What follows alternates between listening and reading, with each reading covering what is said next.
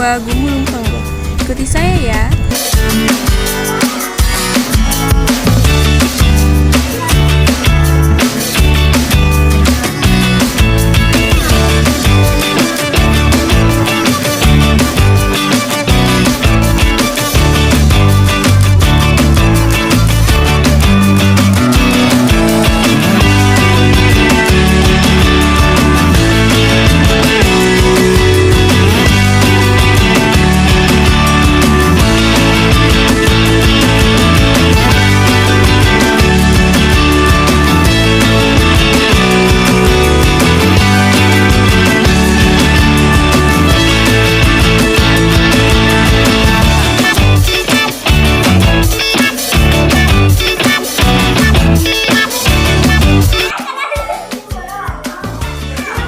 Intan Fadilah. Di sini saya akan menjelaskan apa itu bullying, kekerasan seksual, dan diskriminasi.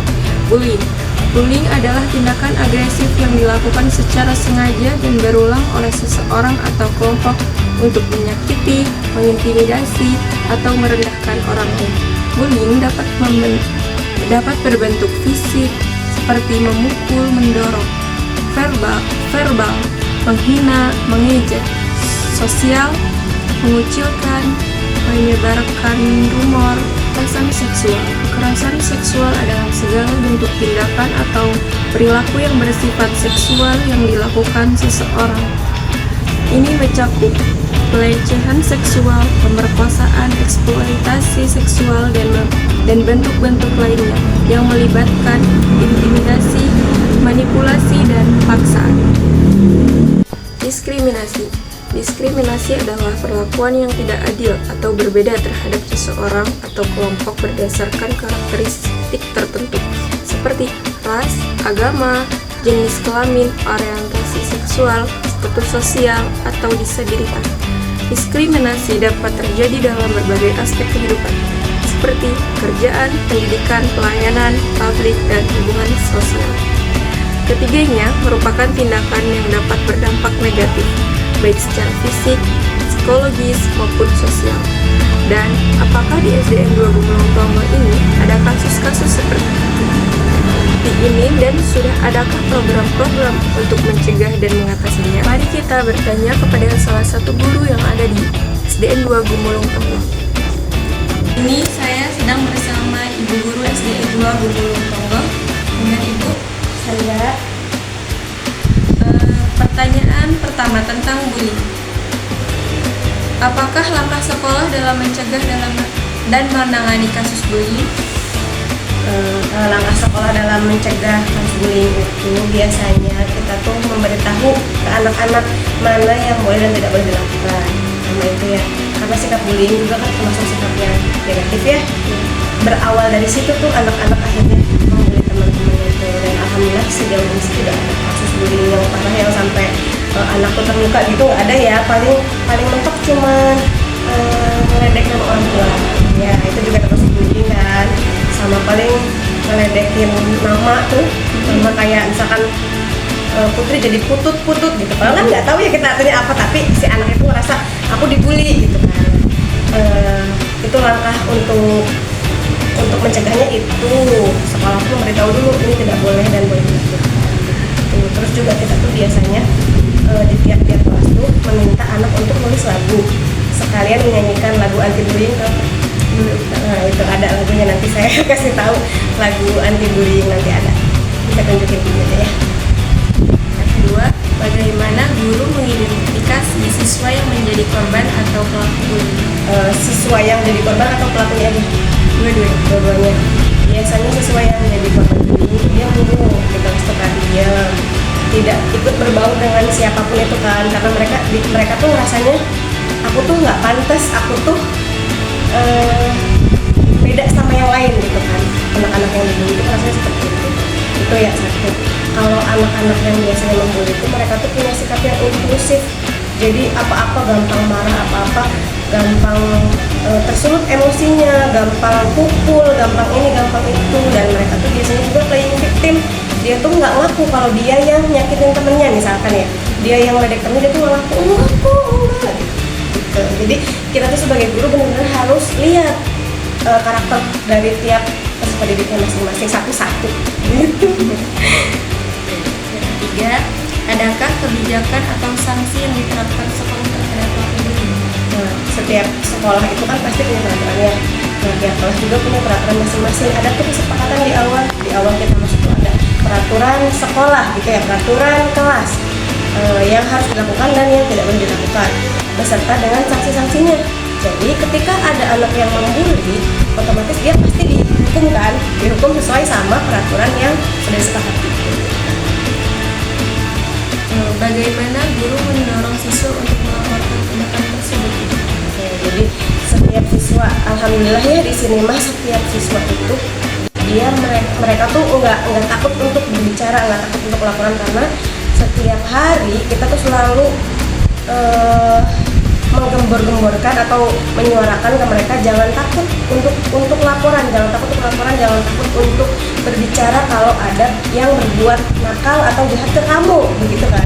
Jadi setiap hari mereka pasti laporan, entah itu di jam setelah istirahat atau jam sebelum pulang sekolah.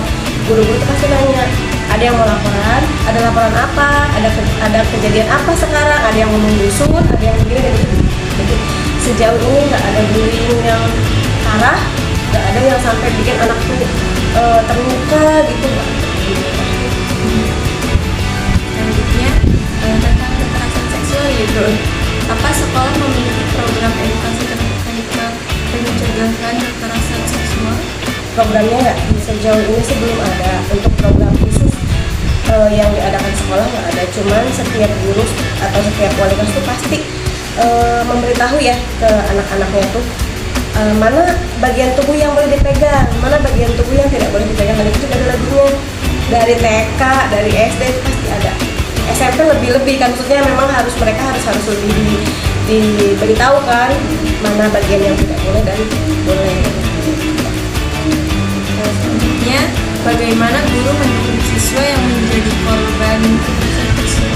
Sejauh ini nggak ada siswa yang jadi korban kekerasan seksual sih, Mbak. Jadi mereka belum ada, maksudnya kita belum pernah menangani ya, jadi kita juga kurang tahu gimana cara ininya. Cuman sejauh ini kita tuh selalu menjaga mereka dengan mereka tuh nggak boleh tinggal di sekolah lama-lama. Misalkan udah jam pulang ya, harus pulang semua.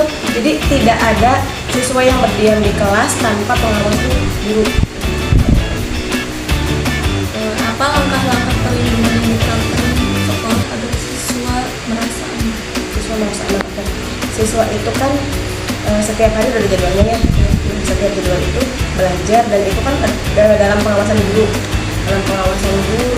Pulang juga tidak boleh berlama-lama di sekolah ya, harus langsung pulang. Terus mereka juga ibaratnya diminta untuk selalu laporan. Alhamdulillah selama ini mereka merasa aman dan tidak khawatir tentang kekerasan seksual bersama atau lawan jenis ya, nggak pernah ada yang lapor. Selanjutnya, tentang diskriminasi ya, gitu.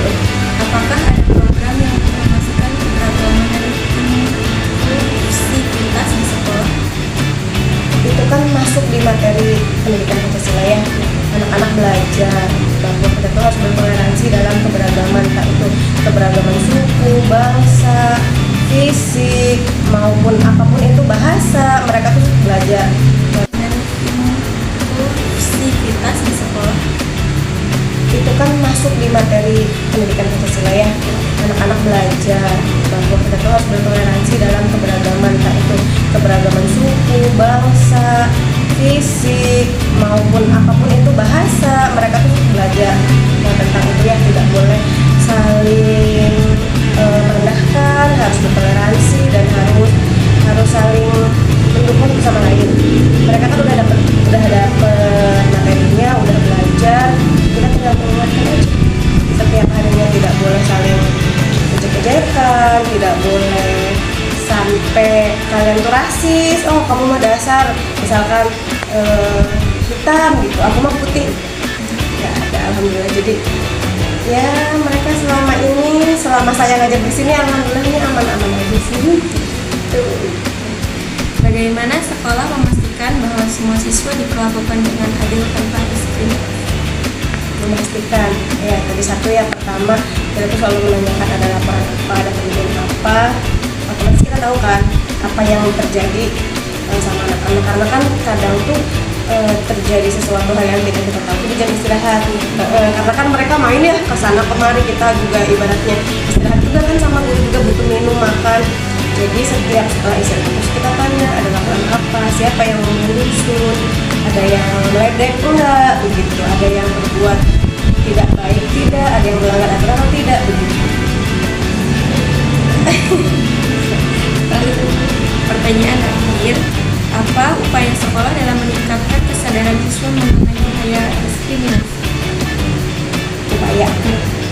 Upaya agar siswa itu tahu bahaya diskriminasi, tentunya pertama dengan memberikan contoh yang dia rasakan. Contoh ya, kamu mau nggak kalau ada teman kamu yang ngeledekin orang tua kamu, ke anak yang kadang-kadang suka meledek, nggak mau bu, gitu kan contohnya.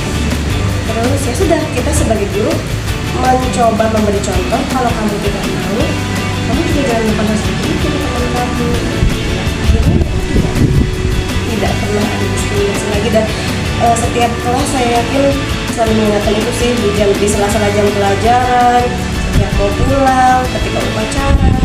Jadi sejauh ini tidak ada diskriminasi sampai anak itu mau sekolah, sampai anak itu murung, bahkan misalkan tidak mau bergaul, ya. Semuanya punya teman, semuanya belajar dengan aman, nyaman. Alhamdulillah. Terima kasih Ibu. Iya, sama-sama. Atas jawaban dari pertanyaan yang saya berikan. Sama-sama. Dan terima kasih telah membantu tugas saya. Sama-sama. Laporan hasil observasi. Setelah observasi di SDN Bojong Pongo mengenai kasus bullying, kekerasan seksual dan diskriminasi. Mengenai bullying, telah ditemukan beberapa bentuk bullying seperti mengolok-olok nama orang tua, mengejek teman, dan kekerasan seperti mendorong teman dan lain-lain. Mengenai kasus kekerasan seksual dan diskriminasi tidak ditemukan di sekolah ini. Adapun langkah-langkah yang perlu dilakukan untuk mencegah bullying, kekerasan seksual, dan diskriminasi. Yang pertama, mendidik siswa tentang perilaku saling menghormati dan menghargai antar sesama. Yang kedua, lebih meningkatkan pengawasan di lingkungan sekolah, terutama di waktu istirahat. Yang ketiga, adanya keterlibatan orang tua dalam upaya bersama menciptakan lingkungan sekolah yang aman dan bebas dari kekerasan.